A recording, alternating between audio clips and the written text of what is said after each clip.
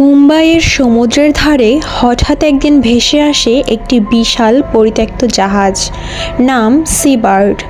এই জাহাজের ভেতরে কি আছে তা কেউ জানে না, কিন্তু বলা হয় এখানে আছে এমন কিছু আত্মা যারা এখনও মুক্তি পায়নি। সি বার্ড নামের জাহাজটি হঠাৎ মুম্বাইয়ের জুহু বিচে ধাক্কা খায়।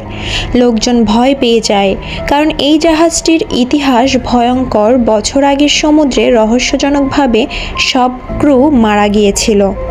নায়ক পৃথিবী একজন শিপিং অফিসার। সরকার তাকে দায়িত্ব দেয় জাহাজটি তদন্ত করার।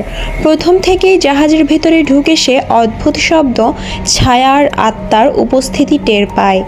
পৃথিবী জানতে পারে এই জাহাজে থাকা আত্মারা কোনো সাধারণ ভূত না, তারা ছিল জাহাজের পুরনো কর্মী, যাদের উপর ভয়ঙ্কর নির্যাতন করা হয়েছিল এবং তাদের মৃত্যু হয়েছিল অন্যায়ের শিকার হয়ে।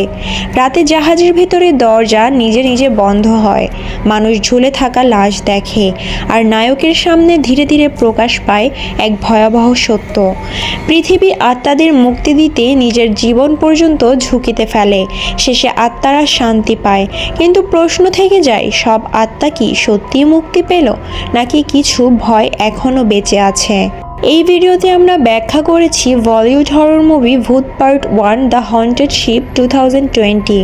একটি পরিত্যক্ত জাহাজ, ভয়ঙ্কর আত্মা এবং লুকোনো এক ভয়াবহ সত্য, সব কিছুই বাংলায় সহজ ভাষায় এক্সপ্লেন করা হয়েছে।